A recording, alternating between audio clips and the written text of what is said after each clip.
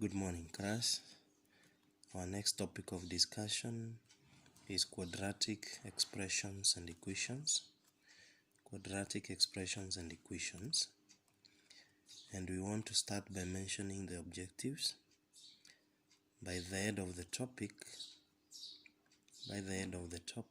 the learner should be able to 1.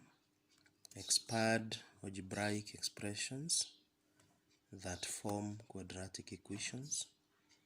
Expand algebraic expressions that form quadratic equations.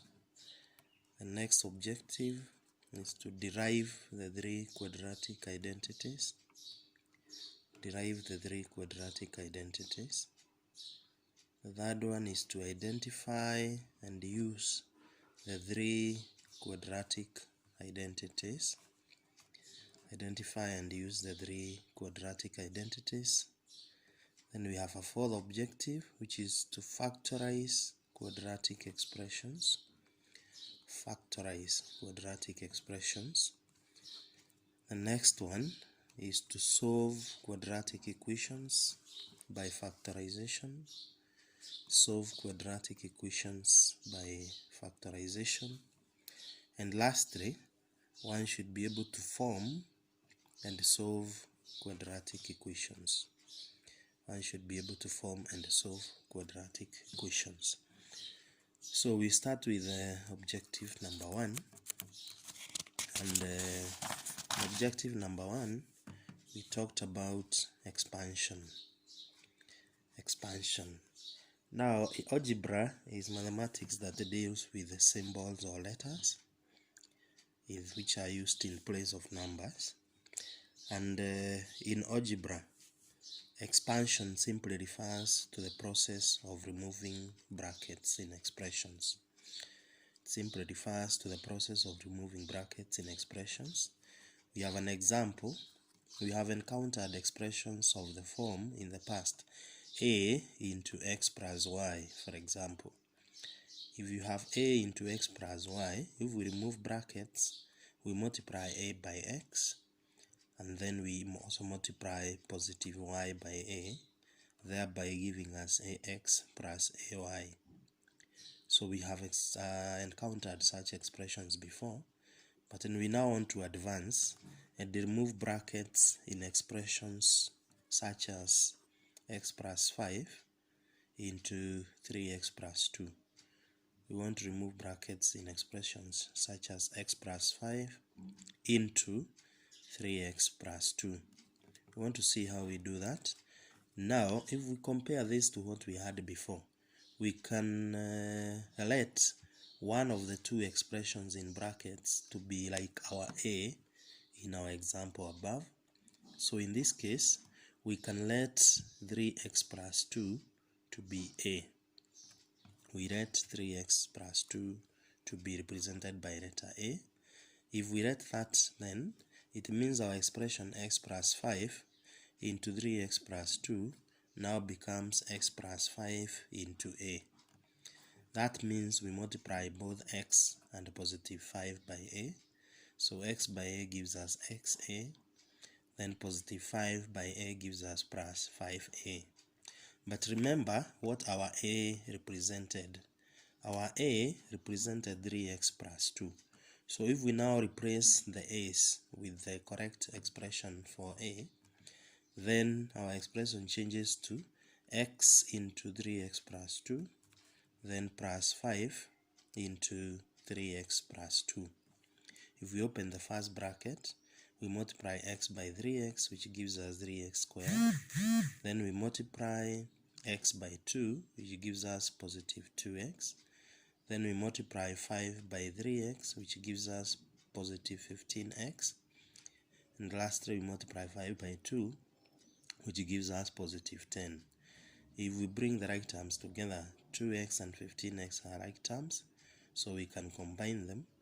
And this now gives us 3x squared plus 17x plus 10.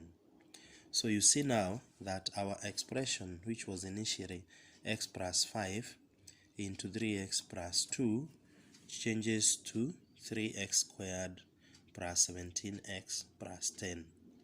When that happens, we say that we have expanded our expression x plus 5 into 3x plus 2, and we have expanded it to give us the expression 3x squared plus 17x plus 10. That process of removing brackets is what we are referring to as expansion. We want to look at another example, example 1, where we are saying we want to expand m plus 2n into m minus n. M plus 2n into m minus n. We take a similar approach to the one we took in the previous example. We let m minus n, that is the second expression, to be represented by letter a. If that happens, then our expression m plus 2n into m minus n changes form to m plus 2n into a. It becomes m plus 2n into a. When we open the brackets, we get ma plus 2na, which is equal to m into m minus n plus 2n into m minus n. And that gives us m squared minus mn plus 2mn minus 2n squared. We get m squared minus mn plus 2mn minus 2n squared. Once we combine the right terms, 2mn minus mn gives us mn. So we now get m squared plus mn minus 2n squared. So again, we have expanded our expression m plus 2n into m minus n to give us m squared plus mn minus 2n squared. We still want to look at another example. A third example. And in this one, we want to expand the expression a quarter minus 1 over x squared. Want to expand a quarter minus 1 over x squared. So a quarter minus 1 over x squared, when we are squaring a number, we say we multiply that number by itself. So if we are squaring the expression a quarter minus 1 over x, it means we multiply the expression a quarter minus 1 over x by itself. So the expanded form of this now becomes a quarter minus 1 over x into a quarter minus 1 over x.